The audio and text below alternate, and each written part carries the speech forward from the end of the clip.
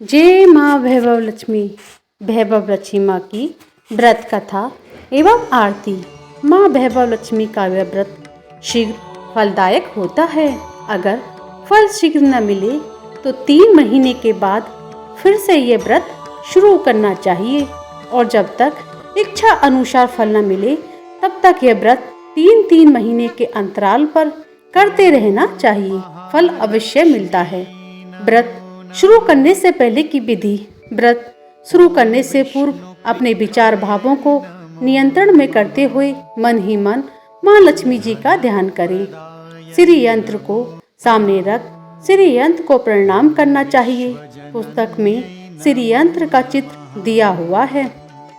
पुस्तक में दिए गए माँ वैभव लक्ष्मी जी के 8 स्वरूपों को प्रणाम करें। जय श्री धनलक्ष्मी माँ, जय श्री गजलक्ष्मी माँ, जय श्री आदि लक्ष्मी माँ, जय श्री विजया लक्ष्मी माँ, जय श्री ऐश्वर्य लक्ष्मी माँ, जय श्री वीर लक्ष्मी माँ, जय श्री धन्य लक्ष्मी माँ, जय श्री संतान लक्ष्मी माँ। बाद में नीचे दिए हुए लक्ष्मी स्तवन का पाठ करें।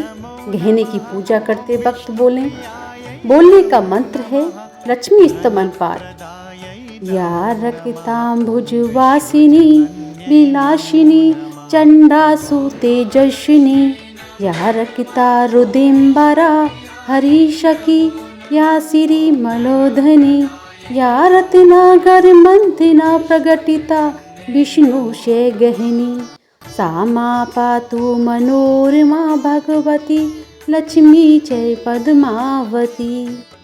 जो लाल कमल में रहती हैं, अपूर्व कांति वाली हैं, ऐसा तेजस वाली हैं, पूर्ण रूप से लाल हैं, जिसने रक्त रूप वस्त्र पहने हुए हैं, जो भगवान विष्णु को अति प्रिय हैं, लक्ष्मी मन को आनंद देती हैं, समुद्र मंथन से प्रकट हुई हैं, विष्णु भगवान की जो धर्म पत्नी हैं, कमल से जन्मी और जो अतिशय पूजनीय हैं, वैसी हैं लक्ष्मी देवी।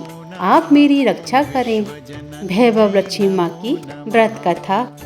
एक बड़ा शहर था। इस शहर की आबादी लाखों में थी। देश के कोने कोने से रोजगार की तलाश में आए लोग जब शहर में आते थे तो उनके पास कुछ भी नहीं होता था। उनकी एकमात्र इच्छा रहती थी कि उनको किसी तरह से 2 समय की रोटी मिल जाए। मेहनत मजदूरी करके अपने बच्चों का पेट पाल लें, बस प्रभु के गुण गाएं। वैसा देखा जाए तो मानव की इच्छाओं की कोई सीमा नहीं होती। शुरू में वह यही सोचता है कि उसे 2 समय की रोटी मिल जाए। प्रभु की यही सबसे बड़ी कृपा होगी। इसके लिए वह मंदिरों में जाते हैं, तीर्थ यात्रा तथा कथा सुनते हैं और जब उन्हें 2 समय की रोटी मिलने लगती है तो उनके मन में कुछ और विचार उठने लगते हैं, जो कैसे उनकी आय बढ़े, उनके पास धन हो, रहने के लिए बढ़िया मकान हो, पहनने के लिए अच्छे कपड़े हों, सवारी के लिए कार या स्कूटर हो। किसी ने ठीक ही कहा है, भूख की एक सीमा है जिसे खाना खाते ही पूरा कर लिया जाता है, परंतु लालसा की तो कोई सीमा नहीं होती। लाखों करोड़ों के सपने, सुख शांति और मौज मस्ती की आशाओं की लालसा करने वाला इंसान यह भूल जाता है कि यह द्वारे उसे मृत्यु की ओर लिए जा रहा है। मानव जीवन इतना बड़ा कहाँ है जिस पर हम भविष्य का इतना बड़ा बोझ लाद देते हैं। हम काम, क्रोध, लोभ, मोह, अहंकार में अंधे होकर उस प्रभु, उस महाशक्ति को भूल जाते हैं जिसने संसार को जन्म दिया है। जो जीवन देता है वो वही मृत्यु भी देता है। कलयुग में तो ऐसा ही होता है। पाप की परछाइयाँ लंबी और गहरी होना शुरू हो जाती हैं। धर्म व्यापार बन जाता है। अधर्मी खूब फलते फूलते हैं। इस बड़े शहर में भी धीरे धीरे धर्म कम होता जा रहा था और अधर्म बढ़ता जा रहा था। इसी शहर के एक मोहल्ले में गीता और सुरेश पति पत्नी के रूप में बड़ी प्रेम भाव से रहते थे। उनका एक छोटा सा घर था, यानी घर में नाम पर एक कमरा था। उसी में खाना, उसी में पीना, उसी में रसोई, उसी में सोना यही था उनका घर। सुरेश किसी मिल में नौकरी करता था। गीता सारा घर का कामकाज करती थी। उसने अपने छोटे से घर को इतना साफ सुथरा रखा था कि मोहल्ले की औरतें अक्सर कहती थी कि घर की साफ सफाई रखना तो हमारी गीता बहन से सीखें। यह बात तो गीता भी जानती थी कि शहर में अच्छे लोग कम, बुरे अधिक हैं। उसी के अड़ोस पड़ोस में कुछ औरतें ऐसी थीं कि जो दिन भर एक दूसरे की चुगलियां करती थीं। दूसरे के घर में झांककर उनकी बुराइयां ढूंढना उनका सबसे पहला काम था।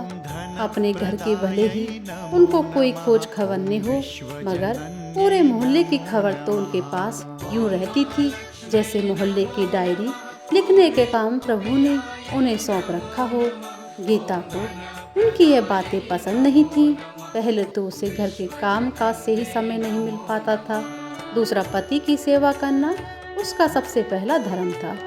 पति की लंबाई, आयु और उन्नति के लिए वह हमेशा ईश्वर की उपासना में लगी रहती थी। मोहल्ले की चुगलखोर औरतों को गीता की अच्छी आदतें कैसे पसंद आ सकती थी। वो तो यह कहने लगी थी, गीता में तो बड़ी अकड़ है, जो किसी से बात करना पसंद नहीं करती, शायद इसलिए कि वह बड़ी सुंदर है। उसे अपनी सुंदरता पर बड़ा गर्व है। उसे यह नहीं पता जिस मोहल्ले में रहते हैं वहाँ सबसे मित्रता करते हैं, उनके साथ मिलकर बैठते हैं। यदि वह किसी के पास दुख सुख बांटने नहीं जाएगी तो कल उसके पास कौन आएगा। इस प्रकार भांति भांति की बातें किया करती थी। इन सब की बड़ी बहन जानकी देवी थी, जो पूरे मोहल्ले को अपनी उंगलियों पर नचाती थी। बहन जानकी देवी ने अपनी एक कीर्तन मंडली बना रखी थी, जो घर घर में जाकर कीर्तन करती थी। गीता को ऐसी औरतें बिल्कुल पसंद नहीं थीं, जो कीर्तन करते समय भी एक दूसरे की चुगलियां करती हों।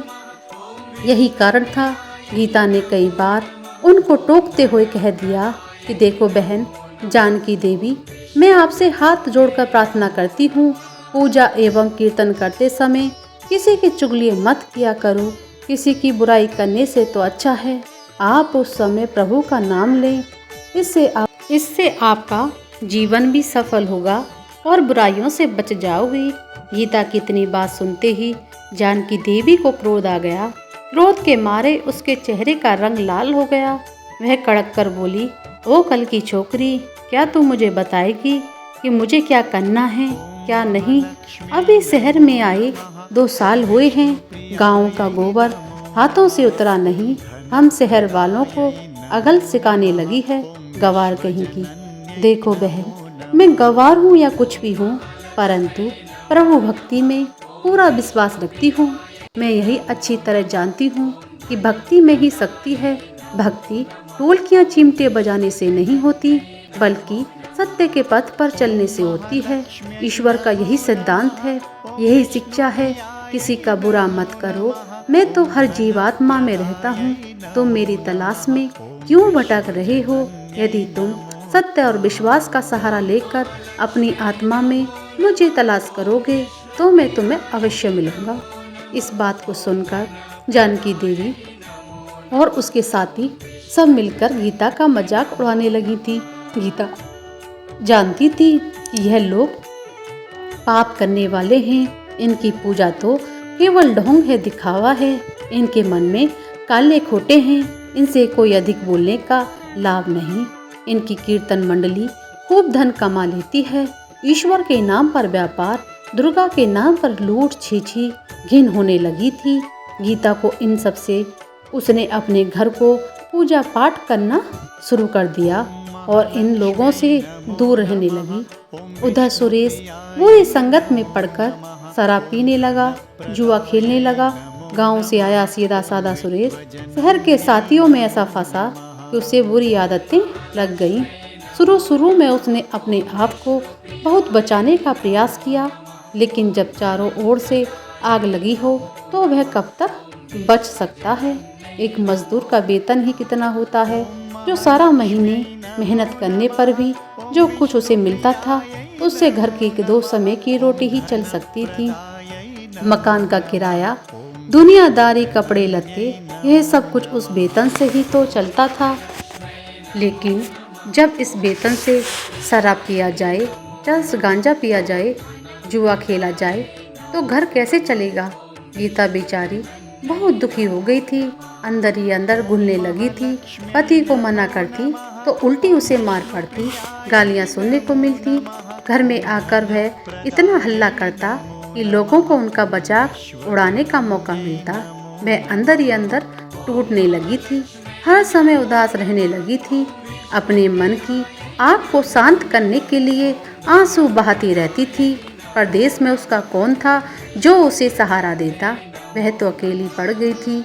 आज आकर उसे प्रभु का ही आसरा था। माँ दुर्गा ही उसे सहारा देंगी। माँ लक्ष्मी जी जो इस घर से रूठ चुकी हैं। सुरेश ने घर के बर्तन तक बेच डाले थे। इतने बड़े संकट में भी उसने प्रभु का विश्वास नहीं छोड़ा, माँ दुर्गा की उपासना नहीं छोड़ी। उसे पूर्ण विश्वास था कि एक दिन माँ उसके सारे संकट को दूर करेंगी।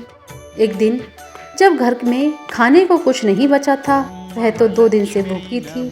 जिस दुकान से खाने पीने का सामान उधार मिलता था, उसने इसलिए उधार देने से मना कर दिया क्योंकि उसके पिछले रुपये ही नहीं दिए थे। इस युग में तो जिसके पास लक्ष्मी जी नहीं, वह तो भूखा मर जाएगा। गीता माँ लक्ष्मी जी के चित्र के आगे हाथ जोड़कर बैठकर रो रही थी। माँ ने उसकी आंखों से टपकते आंसू देख लिए थे, उसके हृदय के दुख जान लिए थे। गीता रो जा रही थी, साथ में वह माँ लक्ष्मी जी का पूजन भी कर रही थी। माँ लक्ष्मी जी मुझे बचा लो माँ, मेरे घर की कैसी हालत हो गई है माँ। मेरा पति बुरी संगत में रहकर बिगड़ चुका है। घर में लक्ष्मी जी आप बैठी हुई हैं। आपका दूसरा स्वरूप जो इस संसार में माया है, वह इस घर में नहीं है माँ। उसके बिना जीवन नहीं माँ, मुझे बचा लो, मुझे शक्ति दो माँ, मुझे बता लो। आप ही मेरे अंतिम आसरा हो। तुमने मुझे नहीं बचाया तो मैं तुम्हारे चरणों में ही जान दे दूंगी। अब तो मेरा यह अंतिम निर्णय है माँ। यह कहती हुई गीता माँ लक्ष्मी जी के चित्र के आगे गिर पड़ी। उसी समय घंटियां बजने लगी, शंख की आवाज़ बड़ी जोर से आने लगी। गीता के उदास चेहरे पर अपने आप खुशी की लहर दौड़ उठी। तभी उसके कानों में आवाज़ आई, बेटी गीता, तुम्हारी आराधना सफल हो गई है। तुमने इतने बड़े संकट में भी मुझ पर विश्वास नहीं छोड़ा बेटा, अपनी श्रद्धा में कमी नहीं आने दी, इसलिए मैं तुम पर अति प्रसन्न हूँ। गीता एक तो ही पतिव्रता धर्म में पूरी खरी उतरी है। अपने पति की सेवा में तूने कोई किसी प्रकार की कमी नहीं रखी। दूसरा, तूने मुझ पर विश्वास नहीं छोड़ा। यह सब तेरी अग्नि परीक्षा थी जिससे तू पूरी खरी उतरी है। गीता बोली, हे जगत माता, मैंने आपसे आज तक कुछ नहीं मांगा माँ, परंतु आज मैं मजबूर हो गई हूँ माँ। आज पहली बार आपसे कुछ घर की खुशियाँ मांग रही हूँ माँ। मुझे धनवान बनने की कोई लालसा नहीं, मुझे तो जीने के लिए थोड़ी धन की आवश्यकता है जिससे हम खाना खा सकें। मेरे बिगड़े हुए पति को सुधार दो माँ। जाओ बेटी, अपने आप को संभालो। मैं तुम्हारी मनोकामनाएं पूर्ण करने के द्वारे खोल रही हूँ। उठो, अपने घर के द्वारे खोलो। गीता के अंदर ना जाने कहाँ से अनजानी शक्ति आ गई थी। वह माँ लक्ष्मी जी के चरणों से उठकर अपने घर के द्वारे की ओर गई तो सामने एक तिलकधारी ब्राह्मण को खड़े पाया। बेटी गीता, जय माँ लक्ष्मी जी बोलो, जय माँ लक्ष्मी जी। गीता ने पूरी शक्ति से कहा, देखो बेटी, मैं माँ लक्ष्मी जी के मंदिर का पुजारी हूँ। माँ के आशीर्वाद से 2 बोरी आटा और साथ में दालें और घी, यह सब खाने की सामग्री तुम्हारे घर पहुँचाने का आदेश हुआ है। आप धन्य हैं महाराज, आप धन्य हैं। माँ लक्ष्मी जी के पुजारी होने के नाते मैं आपके चरण छूती हूँ महाराज, और आपसे प्रार्थना करती हूँ कि मुझे इस संकट से निकालने का कोई उपाय बताओ। देखो बेटी, इस माया रूपी संसार में सुख प्राप्त करने के लिए अपने मन को शुद्ध और आत्मा को पवित्र रखना पड़ता है। माया लक्ष्मी जी को तिजोरियों में बंद रखने वाले पापी होते हैं। यदि तुम अपने मन की शांति और घर गृहस्थी चलाने के लिए लक्ष्मी जी को प्राप्त करना चाहती हो तो वैभव लक्ष्मी का व्रत करो। इस व्रत के करने से आपकी हर मनोकामनाएं पूरी होंगी, तुम्हारे सारे संकट दूर हो जाएंगे। लेकिन पुजारी जी, मुझे इस व्रत की विधि तो बता दो। मैं तो माँ की उपासना बचपन से ही कर रही हूँ, किंतु व्रत की विधि मुझे नहीं पता। देखो बेटी, लक्ष्मी जी का व्रत बहुत सरल है। इसे माँ वैभव लक्ष्मी व्रत कहा जाता है। जो भी प्राणी सच्चे मन से इस व्रत को कर लेते हैं, उसकी सारी मनोकामनाएं पूरी हो जाती हैं। उसे हर प्रकार की सुख संपत्ति प्राप्त होती है। इस व्रत को विधि पूर्वक करने से ही इसका फल मिलता है। जो लोग इस व्रत को विधि पूर्वक नहीं करते, उन्हें कोई फल नहीं मिल पाता, बल्कि वे अपने मन की शांति को खो बैठते हैं। कई पाखंडी और धोखेबाज यह कहते फिरते हैं कि सोने के गहने, हल्दी कुमकुम से पूजा करो, बस व्रत हो गया। परंतु ऐसा नहीं है बेटी। कोई व्रत जब तक अपनी विधि अनुसार नहीं किया जाए, उसका फल शून्य नहीं मिलेगा। यह सब कुछ अपने आप पर निर्भर करता है। वैसे घर में यदि सोना है तो व्रत रखकर उसकी उपासना जरूर करें। माँ लक्ष्मी जी का व्रत शुक्रवार को रखना चाहिए। सुबह उठकर नहा धोकर साफ सुथरे कपड़े पहने और दिन भर माँ लक्ष्मी जी का पूजन करें। हर समय मुंह से यही शब्द निकले, जय माँ वैभव लक्ष्मी, जय माँ वैभव लक्ष्मी। शाम को समय पूर्व दिशा की ओर मुँह करके आसन पर बैठें। माँ लक्ष्मी जी की मूर्ति या चित्र किसी ऊंचे स्थान पर रखकर उसके आगे चावलों की ढेरी लगाएं। एक खुली प्लेट में सोने का जेवर रखें। यदि सोने का जेवर न हो तो चांदी का जेवर रखें। माँ लक्ष्मी जी के चरणों में गुलाब के सुर्ख फूल अर्पण करके धूप के साथ साथ देसी घी की ज्योति जलाएं। वैसे तो लक्ष्मी जी के अनेक रूप हैं, परंतु सभी की नींव श्री यंत्र हैं। जो माँ के भक्त श्री यंत्र के दर्शन कर लेते हैं, समझ लो उन्होंने माँ के हर रूप के दर्शन कर लिए। इसलिए माँ के पूजन के समय श्री यंत्र को न भूलें। सबसे पहले प्लेट में रखे जेवर को हल्दी का टीका लगाकर 5 बार बोलें, जय माँ वैभव लक्ष्मी, जय माँ वैभव लक्ष्मी। हमारी खाली झोली भर दो माँ, हमारी खाली झोली भर दो। इसके पश्चात घी, आटे और चीनी को भूनकर बनाया गया प्रसाद अर्थात पंजीरी, जिसमें केले के टुकड़े काटे हों, माँ का भोग लगावें। माँ लक्ष्मी जी की आरती करके उस प्रसाद को लोगों में बांट दें। बांटते समय भी आपकी जुबान पर माता लक्ष्मी जी की जय जयकार जरूर होनी चाहिए। यह व्रत निरंतर 21 या 51 रखे जा सकते हैं। सूर्यास्त होने के पश्चात माँ की उपासना करके जब प्रसाद बांट लें तो आप भी भोजन ग्रहण कर सकते हैं। माँ के आगे पड़े चावलों की पक्षियों को डाल दें।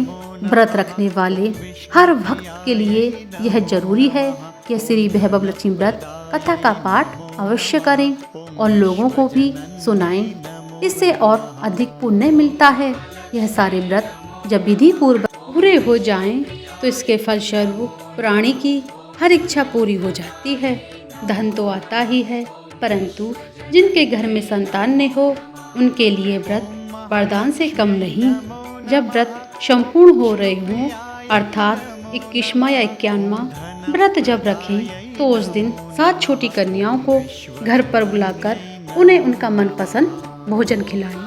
फिर कन्याओं को श्रद्धानुसार रुपया हो सके तो चांदी या गिलट का सिक्का दक्षिणा में दें। उसी दिन माँ लक्ष्मी जी की श्री वैभव लक्ष्मी व्रत कथा की 100 या 51 कृतियाँ माँ के भक्तों में अवश्य बांट दें। यदि इतनी प्रतियां की शक्ति न हो तो 11 अवश्य बांटनी चाहिए। माँ की प्रतिमा के आगे बैठकर दोनों हाथ जोड़कर उनसे प्रार्थना करते हुए कहें, हे माँ, आपकी और प्रभु की कृपा से मैंने आपके व्रत विधि पूर्वक पूरे किए हैं। इसलिए हे माँ, आप हमारी इच्छा पूरी करो, हमारी मनोकामना पूरी कर दो माँ। हमें सदा सुखी रखना, हमारे परिवार को सुख देना माँ। बस बेटी, यही हर प्राणी के लिए कल्याण का मार्ग है। तुम भी श्री वैभव लक्ष्मी व्रत करो। तुम्हारा पति भी ठीक हो जाएगा और तुम्हें भी धन मिलेगा, तुम सदा कष्ट मुक्त रहोगी। यह कहते हुए पुजारी जी चले गए। गीता ने आटे की बोरियां पड़ोसन की सहायता से अंदर रखवा दी, वालों को भी अंदर रखवा दिया। माँ लक्ष्मी जी की उपासना तो कर रही थी, परंतु विधि अनुसार नहीं कर पाती थी। आज माँ लक्ष्मी जी ने उसकी हालत देखकर जो उसकी सहायता की है, उसे वह कैसे भूल सकेगी। जैसा उसे ध्यान आया, कल ही शुक्रवार है, मैं कल से ही माँ लक्ष्मी जी की इस व्रत शुरू करूँगी। दूसरे ही दिन गीता ने शुक्रवार की व्रत कथा शुरू कर दी और साथ ही माँ लक्ष्मी का व्रत रखा। सारा दिन माँ की आरती कर रही थी। फिर उसने रात्रि के समय श्री वैभव लक्ष्मी व्रत कथा का पाठ करके घर आए पति के चरण छूकर उसे प्रसाद खिलाया। तो उसके पति ने उसे प्यार से सीने से लगाकर कहा, हे मेरी गीता, तुम तो सचमुच देवी लग रही हो। मैं ही पापी था जो आज तक देवता ने बनकर राक्षस बना रहा, लेकिन आज मेरी आंखें खुल गई हैं। अब मुझे अपनी भूल का एहसास हो गया है और मैं आज माँ लक्ष्मी जी के चरणों में बैठकर यह प्रतिज्ञा करता हूँ, कभी भी शराब नहीं पीऊँगा, न कभी जुआ खेलूँगा, ना ही गंदे और बुरे लोगों की संगत में बैठूँगा। मैं तुम्हें कभी दुख नहीं दूँगा। मेरे देवता, मेरे प्राणनाथ, माँ लक्ष्मी जी की कृपा से आप सुधर गए तो मुझे संसार के खजाने मिल गए। आज मैं कितनी खुश हूँ। माँ ने मेरा उजड़ा घर बसा दिया है, मेरा सुहाग मुझे मिल गया। अब मैं 21 व्रत पूर्ण करके श्री वैभव लक्ष्मी व्रत कथा की 51 प्रीतियाँ लक्ष्मी जी भक्तों को बांटूंगी, ताकि उनका भी मेरी ही भांति कल्याण हो जाए। सुरेश ने अपनी पत्नी का हाथ पकड़कर उसे चूमते हुए कहा, देखो गीता, जिस माँ लक्ष्मी जी ने मुझे पाप के संसार से निकाल दिया है, मैं भी उनके 21 व्रत रखूँगा, सदा घर में उनकी पूजा करता रहूँगा। गीता ने अपने पति के चरणों में अपना सिर रखते हुए कहा, मेरे देवता, आज मैं बहुत प्रसन्न हूँ, बहुत ही प्रसन्न हूँ। माँ लक्ष्मी जी की कृपा से मुझे आज नया जीवन मिला है। बोलिए वैभव लक्ष्मी मैया की जय। वैभव लक्ष्मी माँ की आरती। ओम जय लक्ष्मी माता मैया, जय लक्ष्मी माता, तुमको निस दिन सेवत हरि विष्णु धाता। ओम जय लक्ष्मी माता, उमा रमा ब्रह्माणी, तुम ही जग माता। सूर्य चंद्रमा ध्यावत नारद ऋषि गाता। ओम जय लक्ष्मी माता, दुर्गा रूप निरंजन, सुख संपत्ति दाता। जो कोई तुमको ध्यावत रिद्धि सिद्धि पाता। ओम जय लक्ष्मी माता, तू ही पाताल निवासिनी, तुम ही सुखदाता। कर्म प्रभाव प्रकाशिनी, भवनिधि की त्राता। ओम जय लक्ष्मी माता, कर्म प्रभाव प्रकाशिनी, भवनिधि की त्राता। जिस घर में तुम रहती, ताहि में गुणी आता। ओम जय लक्ष्मी माता, सब संभव हो जाता, मन नहीं घबराता। तुम बिन यज्ञ न होवे, वस्त्र न कोई पाता। ओम जय लक्ष्मी माता, खाने पाने का भैव सब तुमसे आता। शुभ गुण सुंदर मंदिर, शिरोनिधि जाता। ओम जय लक्ष्मी माता, रतन चतुर्दश तुम बिन कोई नहीं पाता। यह आरती लक्ष्मी जी की, जो कोई नर गाता। ओम जय लक्ष्मी माता, उरे आनंद समाता, पापी उतर जाता। जहाँ चरण तब पहुँचे घर शुभ हो जाता। ओम जय लक्ष्मी माता कुंज बिहारी माता की शुभ दृष्टि चाहता। मैया जय लक्ष्मी माता, ओम जय लक्ष्मी माता।